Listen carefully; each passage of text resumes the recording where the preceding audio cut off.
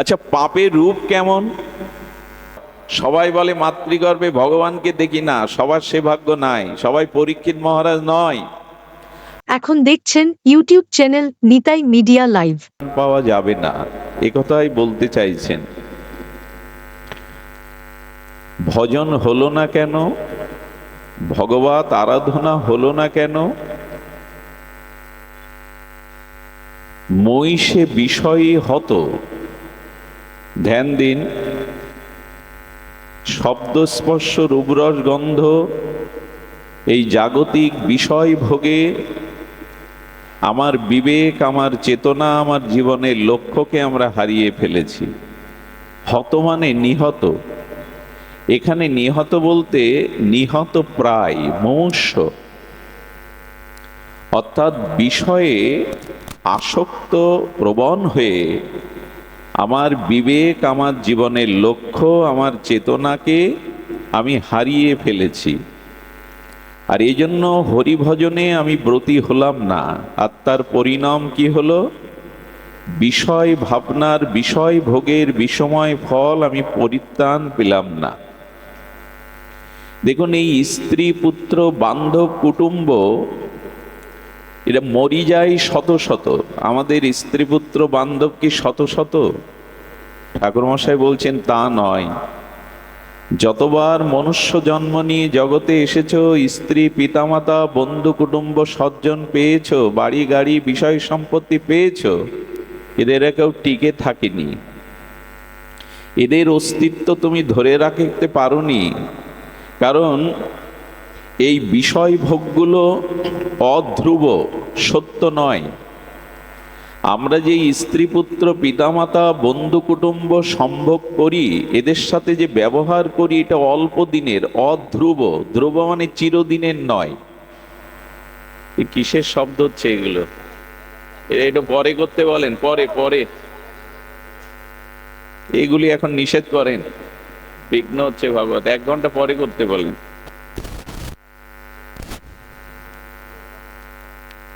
এগুলো অনিত্য। ধ্যান দিন, এগুলি অনিত্য। অনিত্য মানে এটা চিরদিনের নয়। এই যৌবন, এই রূপ, এই বিষয় আশা, এই স্ত্রী পুত্র বন্ধু কুটুম্ব কারো চিরদিনের হয়নি, হওয়ার সম্ভাবনা নাই। এই জন্য ঠাকুর মশাই বললেন, স্ত্রী পুত্র বান্ধব যত মরি যায় শত শত, আপনারে হও সাবধান। এই সাবধানতাটা আসেনি আমার। এটা যে অধ্রুব, সত্য নয়, চিরসত্য নয়, এটা যে অনিত্য, এটা আমার ধারণায় আসেনি।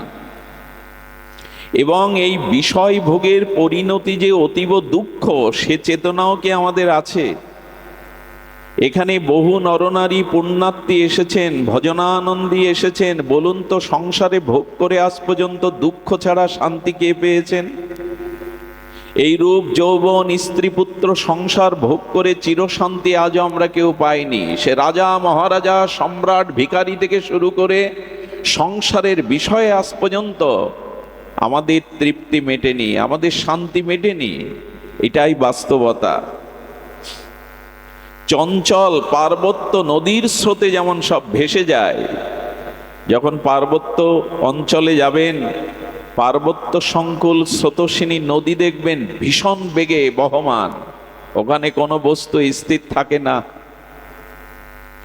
যদি কেউ পার্বত্য চঞ্চল নদীর স্রোতস্বিনী নদীর কাছে যান, ওখানে কোনো বস্তু আপনি হাত দেবেন তো টেনে নেবে, দূরে আপনাকে ভাসিয়ে ভাসমান করে নিয়ে যাবে।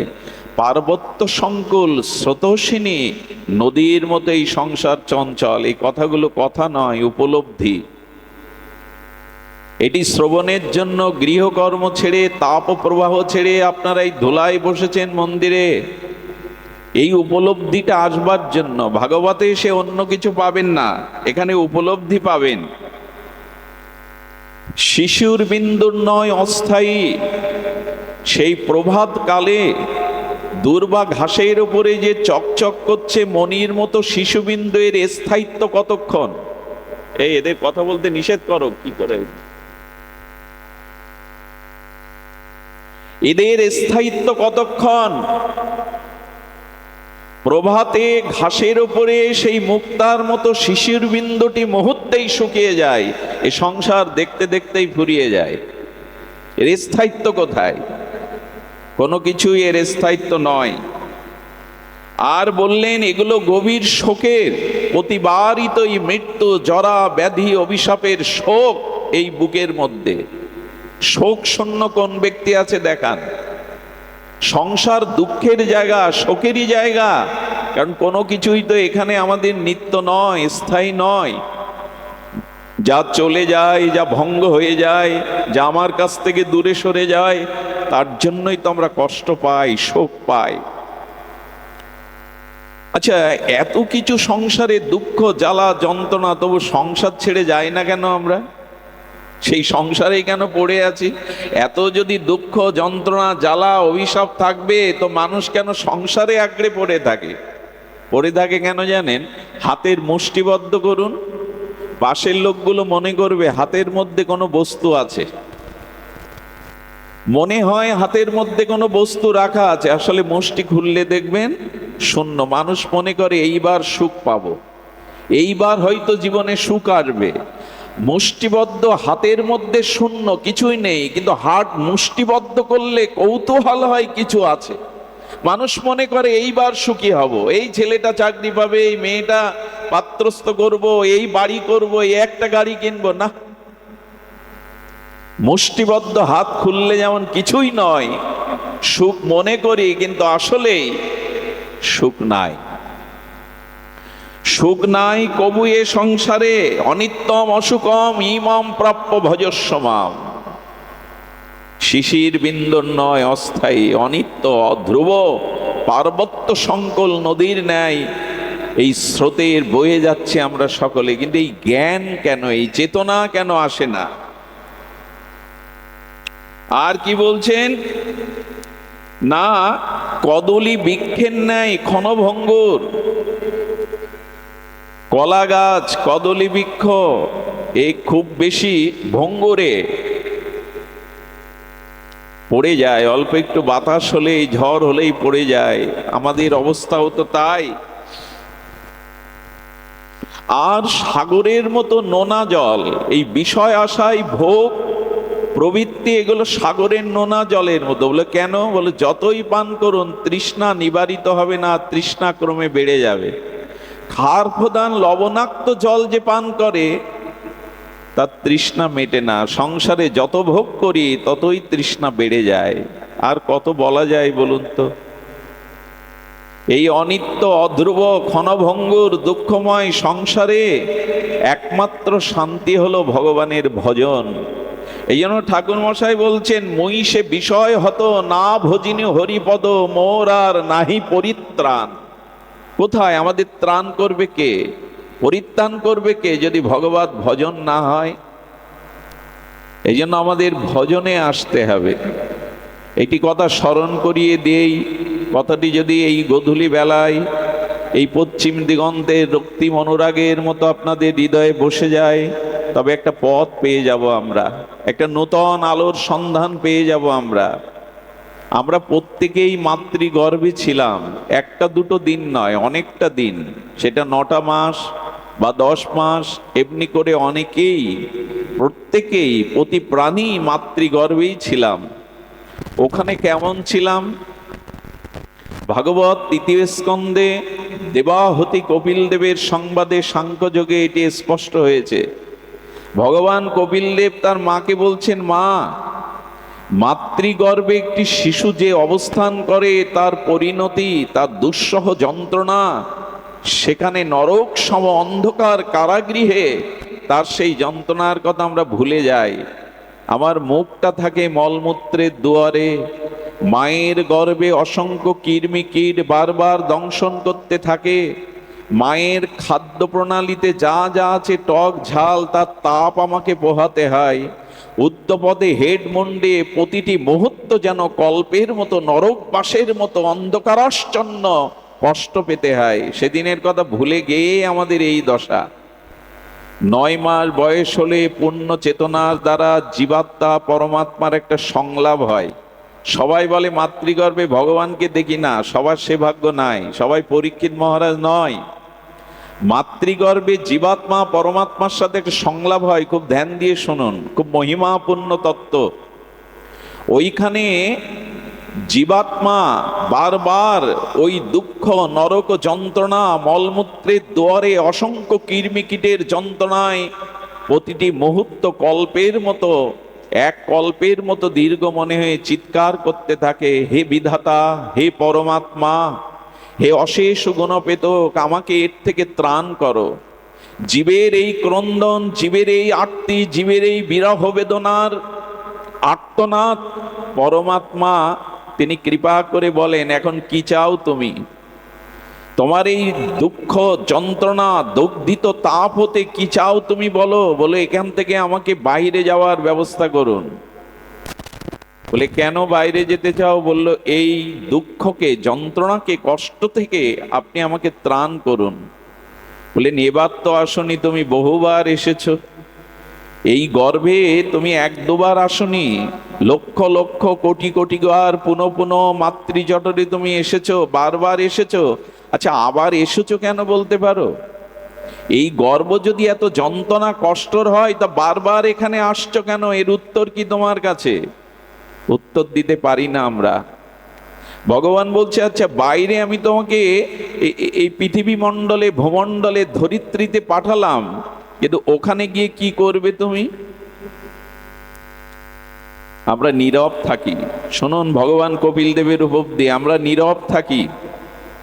আমরা নীরব থাকার পর ভগবান বলছেন দেখো ওখানে গিয়ে তুমি কি করবে উত্তরটা দিতে পারলে না তো, তবে আমি তোমাকে বলি, আর আমিও আপনাদের কর্ণকোহার দিয়ে হৃদয়ে কথাটা যাতে পৌঁছে দিতে পারি। ভগবান বললেন ওখানে গিয়ে এমন করে আমার ভজন করবে যাতে পুনরায় এই অন্ধকার জঠরে তোমাকে না আসতে হয়, এখানে যেন আর না আসতে হয় তোমায়। ভগবানকে, পরমাত্মাকে আমরা জানিয়েছিলাম প্রভু এই সুযোগটা দাও, এই দুঃখময় যন্ত্রণাময় অন্ধকারাচ্ছন্ন কীট মলমূত্র থেকে আমাকে পৃথিবীর আলো বাতাসে পাঠাও, আমি ভজন করে, উপাসনা করে, আরাধনা করে ফিরে আসবো তোমার স্বরূপে, যাতে বারবার এই মাতৃ জঠরে কর্মফল না ভোগ করতে হয়। এই ওয়াদা, এই প্রতিজ্ঞা পরমাত্মার কাছে করে এসেছিলাম আমরা। এখানে প্রত্যেকেই এই প্রতিজ্ঞা নিয়ে আসা ভুলে গেছি। বহিরঙ্গা ত্রিগুণময়ী মায়ায় আমরা সেই প্রতিজ্ঞা ভুলে গেছি। এই জন্য না ভজিনু হরিপদ মোর আর নাহি পরিত্রাণ। পরিত্রাণ নেই কেন? আবার আমাকে ওই গর্ভে যেতে হবে, আবার কর্মফলের এই জরা মৃত্যু ব্যাধি অভিশাপ বহন করতে হবে। কে না চাই মুক্তি পেতে, কিন্তু হরিভজন ছাড়া তো মুক্তি হবে না। দুয়ার তো একটাই, এই সংসার ত্রিগুণময়ী মায়ার কারাগার হতে বেরিয়ে যাওয়ার একটাই দুয়ার, এই মনুষ্য জন্ম আর ভগবত ভজন। সুধীবৃন্দ, আমি কিছু বিক্রয়ের জন্য, বিজ্ঞাপনের জন্য এইসব কথা বলছি না। সাধুরা বারবার আপনাদের সেই ভজনের কথা বলে না, শিষ্য করার জন্য না, বিজ্ঞাপনের জন্য না, নিজের স্বার্থ সংরক্ষণের জন্য না, আপনাকে স্মরণ করিয়ে দেয় এই পুনঃ পুনঃ জন্ম মৃত্যু চক্র অভিশাপের মুক্তি একমাত্র হরি ভজন, ভগবত ভজন। এটা স্মরণ করিয়ে দেওয়ার জন্য আচার্যগণ আসেন, বারবার এই একটি কথাই আপনাদের স্মরণ করিয়ে দেন, হরি ভজনই হলো এই থেকে মুক্তির একমাত্র উপায়। আমাদের এই বঙ্গজননীতে এসেছিলেন মহাকবি কালিদাস। তিনি একখানে লিখেছেন যে ভ্রমর পদ্মের পরাগ পুষ্পে তার মধু আস্বাদনের, পরাগ আস্বাদনের জন্য ছুটতে ছুটতে আসতে। খুব ধ্যান দিয়ে শুনুন, ভ্রমর অর্থাৎ অলিকুল গুঞ্জনরত হয়ে প্রস্ফুটিত পদ্মের আর সুগন্ধময় রেণু মধুগন্ধ আস্বাদনের জন্য ছুটে আসতে গিয়ে দেখছে কেতকী ফুলের বাগান। কি ফুলের বাগান? কেতকী, দেখতে খুব সুন্দর। কেতকী ফুল দেখতে সুন্দর, ওখানে কেতকীর বাগান দেখে ভ্রমর মনে করলে এর মধ্যেই মধুগন্ধ মধুরেণুর আস্বাদন পাবো। কেতকী ফুলের বক্ষ মাঝে ভ্রমর বসে যখন আস্বাদন করতে শুরু করলো, তখন ওটা তিক্ত, বড় কটু। সেই কটু তিক্ত পান করতে গিয়ে সে আস্বাদন তো পেল না, আর ওই কটু তিক্ত ধারে তার চোখে বেঁধে চোখটা অন্ধ হয়ে গেল। গল্প শোনাচ্ছি না, মহাকবি কালিদাসের অনুভূতি। তিনি বলছে যখন অন্ধ হয়ে গেল আর এই তিক্ত কটু রসে যন্ত্রণা পেতে লাগলো, মধুরস তো কেতকী দিতে পারে না, কি করলো জানেন? ওই অন্ধ হয়ে বাগানের মধ্যে ঘুরতে লাগলো। যে পাপড়িতে বসে ওখানে ধার কাটার দ্বারা তার পাগনা চূর্ণ বিচ্ছিন্ন হয়। এইভাবে যন্ত্রণা কাতর হতে হতে একদিন ভ্রমর ক্লান্ত শ্রান্ত হয়ে মৃত হয়ে পড়ে থাকে। কবি কালিদাস বোঝাতে চাইছেন কেতকী ফুলের বাগানের মতো স্ত্রী পুত্র রূপ যৌবন ভোগ বিলাসের মধ্যে আমরা প্রবেশ করেছি। এখানে সুখ পাবো বলে, শান্তি পাবো বলে, মধু আস্বাদন পাবো বলে এই শব্দ স্পর্শ বিষয় ভোগ করতে গিয়ে আমরা তিক্ততা পেয়েছি। আগ ভেবে কাঠ চুষলে তো রস পাওয়া যাবে না। আখ ইক্ষুদণ্ড ভেবে যদি রসের আশায় কাঠ চুষি, পাওয়া যাবে না। অনেক সময় কুকুরগুলো কি করে জানেন? হাড্ডি নাই, কোনো প্রাণীর, মরা প্রাণীর হাড়, ওই হাড়টা নিয়ে গালসি দিয়ে চিবাতে থাকে। হাড়ে তো কিছু নাই, রসও নাই, রক্তও নয়, মাংস নাই, তবু চিবাতে থাকে।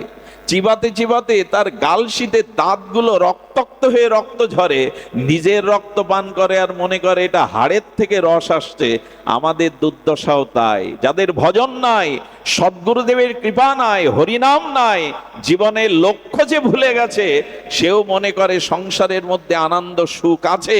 চিবাতে চিবাতে ক্ষতবিক্ষত রক্তাক্ত হয়ে যায় আমরা। চেতনা ফেরে কই? আমাদের চেতনা ফিরে কই? ক্ষত বিক্ষত আজ আমরা। শান্তির সন্ধান নাই, কারণ না ভজিনু হরিপদ মোর আর নাহি পরিত্রাণ। এই করতে করতে, ছটপট করতে করতে ভজনবিহীন পরিত্রাণ হবে না, মানে জমের দুয়ারে, ওই জমের অন্ধকার নরক কারাগারে পতিত হতে হবে। আচ্ছা, জম আদালতে যদি জিজ্ঞাসা করে তুমি ভজন না করে এখানে এসছো, তবে সেদিন যেন এইটুকু বলতে পারেন, যারা এইটুকু বলতে পারবে তাদের যাওয়া লাগবে না ওই আদালতে। হে মহারাজ, আমি জগতে সৎসঙ্গ করেছিলাম, হরি কথা শ্রবণ করেছিলাম, এই কথা যদি বলতে পারেন, ওইখানে জমা আপনাকে নেবে না। যারা সাধু সঙ্গ হরি কথা শ্রবণ কীর্তন করেছে, তাদের ওখানে যাওয়ার প্রয়োজনও নাই, তাদের নেবেও না। সুধীবৃন্দ, যাতে বলতে পারেন আমি সাধু সঙ্গে হরিকথা শ্রবণ করেছি, বৈষ্ণব সঙ্গ করেছি, হরিনাম আশ্রয় করেছি, সেদিন আর ওরা আপনাকে ওখানে নেবে না। এই জন্য না ভজিনু হরিপদ মোর আর নাহি পরিত্রাণ। এই পরিত্রাণ পাওয়ার জন্যই ভজন, যাতে অধঃপতিত না হয়, স্খলিত না হয়। আচ্ছা, ভজনে পুষ্টিতা, ভজনে আনন্দ, ভজনে রতিমতি আসে না কেন? এই প্রশ্নের উত্তর খুব মর্মস্পর্শী, আপনারা আশা করছি হৃদয় দিয়ে শুনবেন। ভজনে মন না আসার, ভজনে অভিনিবেশ না আসার, ভজনে রতিমতি না আসার কারণ একটি, পাপ। আচ্ছা, পাপের রূপ কেমন?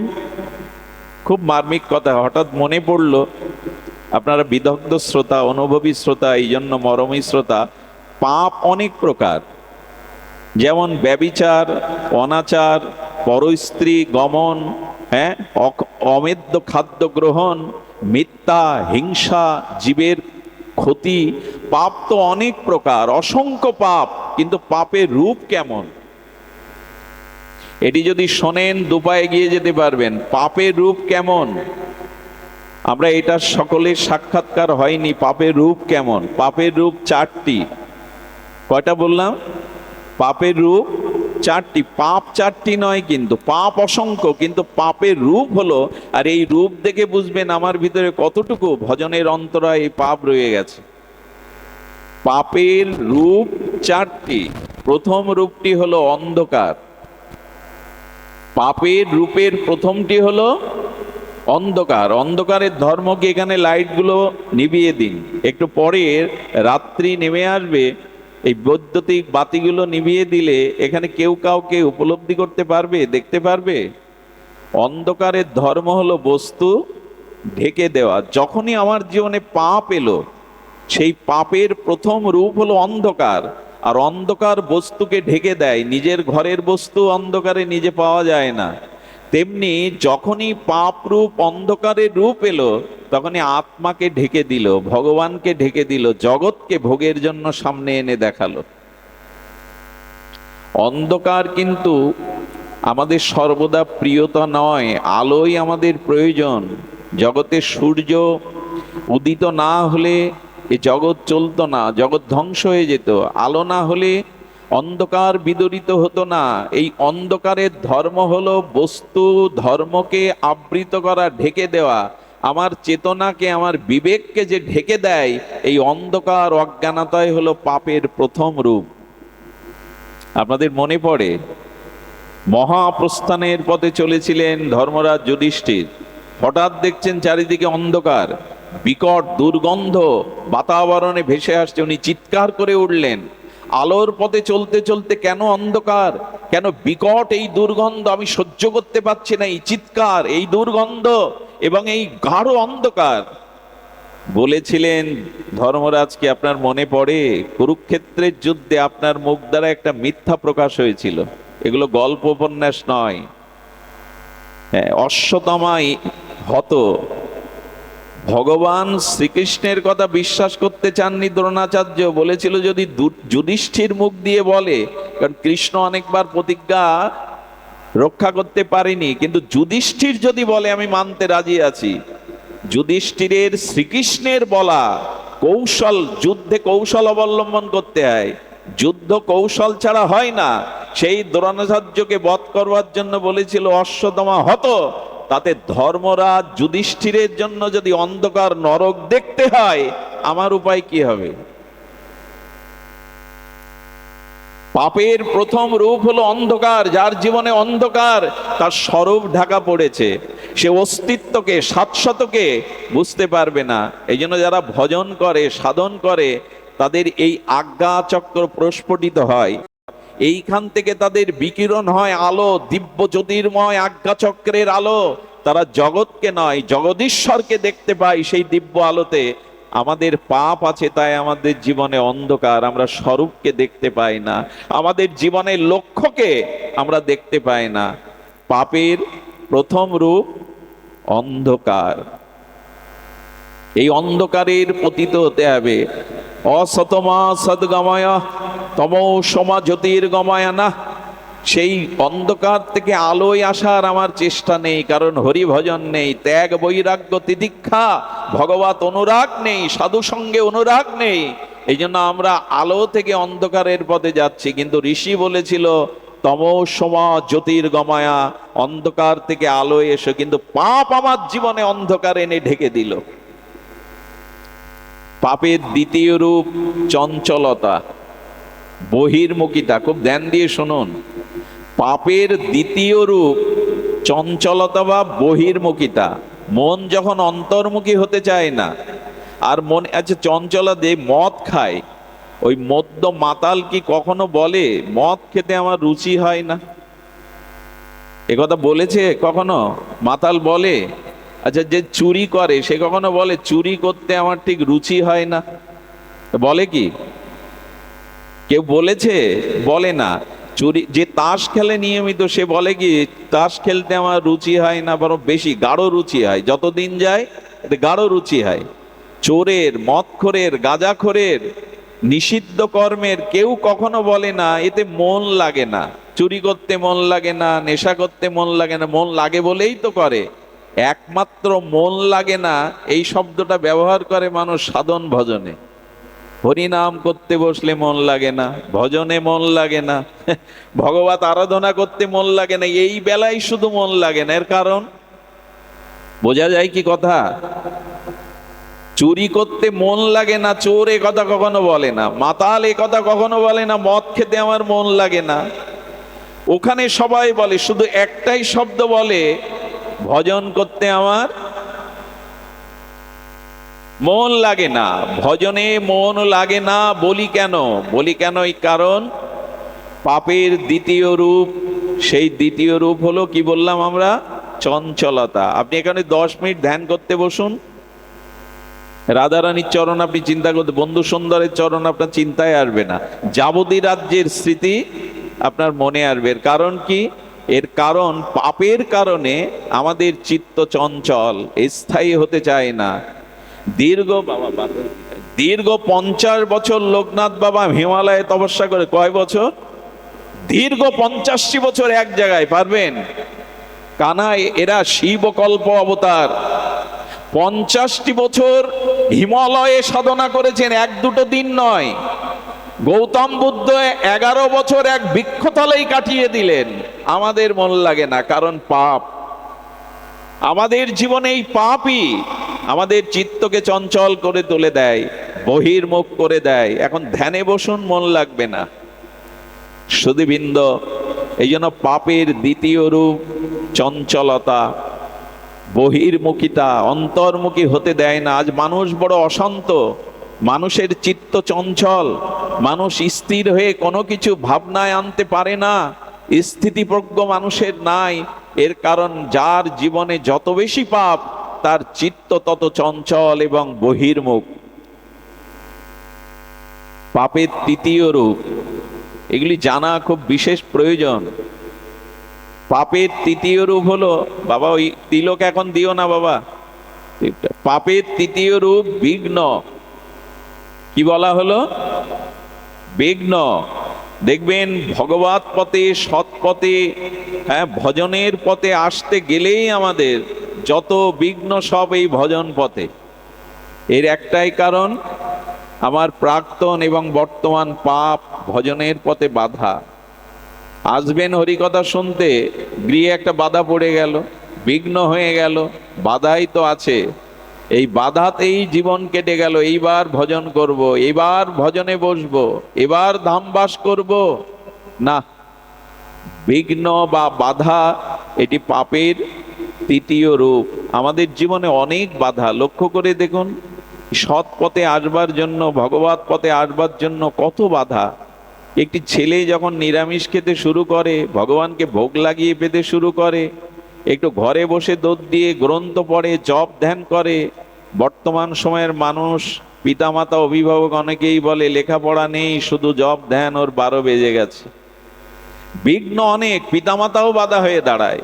ছেলে যদি ভক্তিমুখী হতে চায়, ত্যাগ বৈরাগ্য নিতে চায়, প্রথম বাধা আসে পিতা, আরে পড়, লেখাপড়া কর, চাকরি বাকরি কর, ধর্ম ওটা তো শেষের বেলায়। পিতামাতা বাধা, কারো বা স্ত্রী বাধা, কারো বা স্বামী বাধা, কারো বা অর্থের বাধা, কারো বা শারীরিক সুস্থতার বাধা। ভগবতে আসতে চায় কিন্তু অভাব, অনটন, রোগ, শোক পিছু টেনে ধরে।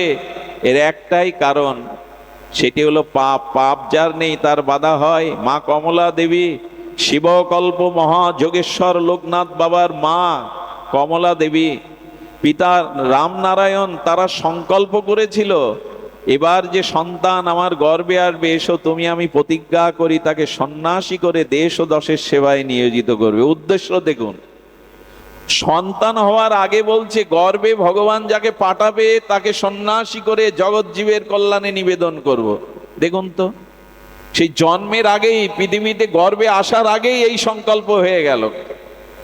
বাধা থাকে এদের। অল্প বয়সেই বেনি মাধবকে নিয়ে শ্রী গুরুদেবের হাতে সঁপে দিলেন। দিতে পারে পিতামাতা? দেয় আজকাল? পিতামাতাই বেশি বাধা হয়ে দাঁড়ায়।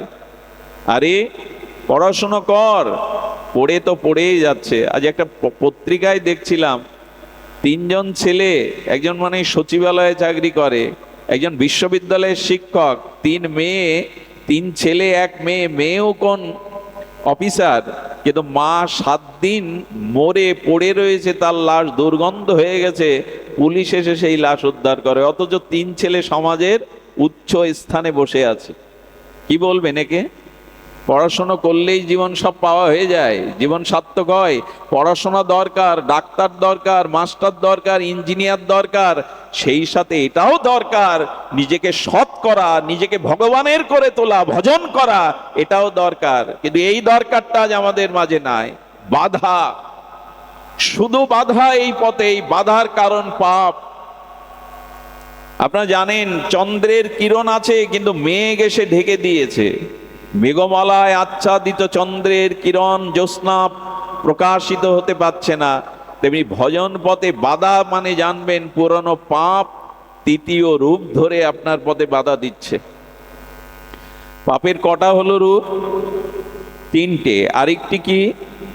আরেকটি হলো অনিরাময় যোগ্য রোগ। রোগ দুই প্রকারের। অনিয়মের কারণে, অসতর্কতার কারণে শরীরে যে ব্যাধি আছে এটা ডাক্তার ঔষধপত্রে শুশ্রূষায় সেরে যায়, কিন্তু যে রোগগুলি অনিরাময় যোগ্য, সব শেষ হয়ে গেলেও কোনো কিছুর বিনিময়ে আর ওই রোগ নিরাময় হয় না, এই অনিরাময় যোগ্য ব্যাধি বা রোগ এটাও পাপ থেকে আসে। দিল্লির একটা ঘটনা আপনাদের বলি। দুই বন্ধু শেয়ার মার্কেটে ব্যবসা করতেন। সাইডে রেখে দাও না, সাইডে রেখে দাও। দুই বন্ধু এই শেয়ার মার্কেটে ব্যবসা করে কয়েক কোটি টাকা একেবারে লাভবান হলো। দিল্লির 5 তারা হোটেলে খেতে গিয়ে এক বন্ধুর মধ্যে পাপের চিন্তা এলো, খাদ্যে বিষ মিশিয়ে বন্ধুকে সমুদ্রের তলে দিতে পারলে আমার 14 পুরুষ বসে খাবে। এই পাপের চিন্তায় হোটেল বয়কে টাকা দিয়ে খাদ্যে বিষ দিয়ে তাকে মেরে নদীতে ভাসিয়ে দিল। এ প্রথমে এসে বাড়ি করলো দিল্লিতে, আলিশান বাংলা, গাড়ি বাড়ি, সুন্দরী রমণী বিয়ে করলো, একটা পুত্র এলো, যেন ফুলে ফলে পল্লবিত হতে থাকলো তার জীবন। ছেলেটার বয়স যখন 3 বছর এমন একটা রোগ দেখা দিল, ভারত ভূখণ্ডে না, ইউরোপে আমেরিকায় কোথাও সেই রোগের ওষুধ নাই। ওই ছেলেটাকে বাঁচানোর জন্য এই কোটি কোটি টাকা সব বিনষ্ট করলো, বাড়ি বিক্রি করে দিল। শেষ সম্বল ছিল 100 টাকা। হাসপাতালের ডাক্তাররা বলল বাড়ি নিয়ে যান, তার তো কোনো সম্ভাবনা নেই।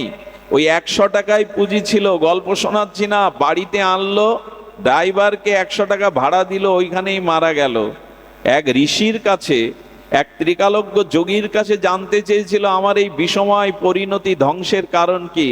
বলে যে বন্ধুকে বিষ খাইয়ে মেরেছিলে সেই বন্ধুই পুত্র রূপে এসে তোমার সর্বস্ব হরণ করে নিয়েছে গেল, 100 টাকাও পকেটে রাখতে দেয়নি। আপনি পাথর খেয়ে হজম করতে পারবেন, পাপ করে হজম করতে পারবেন না। রামকৃষ্ণদেব বলছেন তার মৃদুবন্ধ কথায়, ঝাল খাবি আর জিহ্বায় ঝাল লাগবে না তা হয়, পাপ করবি আর জীবন সুখময় হবে তা হয়? হতে পারে না। পারা যদি কেউ খান, পারা ও 10 বছর পরে বিস্ফোরক হয়ে বেরোবে। এই জন্য পাপ থেকে দূরে থাকার জন্যই এই সাধুসঙ্গ, এই হরিকথা, এই হরিনাম, যাতে ওই অন্ধকার, ওই ভগবানে বিমুখতা, বহির্মুখিতা, ওই বাধা আর এই শরীরে ব্যাধি এসে যেটা নিরাময় অযোগ্য বাধা না দেয়।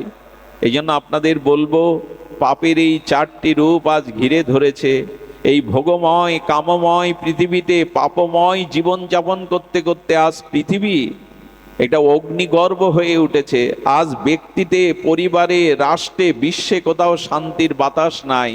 এইটুকু নিবেদন করব, এবার আমরা ফিরে আসি, এবার বিবেককে জাগাই, এবার চেতনাকে ডেকে বলি আর এই সুযোগ পাবে না। এই মনুষ্য জন্ম পেয়েছো, বিবেক পেয়েছো, সাধুসঙ্গ পেয়েছো, সদ্গুরু পেয়েছো, হরিনাম পেয়েছো, এই মাটিতে জন্মেছো, কাজে লাগাও। নিজের উদ্ধার অন্য কেউ করবে না। উদ্ধারে তো আত্মনা না আত্মা অবসাদয়েত, নিজের পতন নিজে ডেকে ওনো না। কিন্তু এই কথাগুলি কি আমাদের হৃদয়ে যায়? আমরা কি জেগে উঠি? আমাদের চিত্ত কি জাগরিত হয়? এই জন্য আপনাদের কাছে অনুরোধ করব, পরিত্রাণের অন্য কোনো উপায় নাই। স্ত্রী পুত্র বান্ধব যত, মরি যাই শত শত, আপনারে হও সাবধান। মহিষে বিষয় হতো না ভজিনী হরিপদ, মোর আর নাহি পরিত্রাণ। ঠাকুর মশায়ের এই মহাবাণী প্রেম ভক্তি চন্দ্রিকায়। আসুন আমরা ভজনে ব্রতী হই।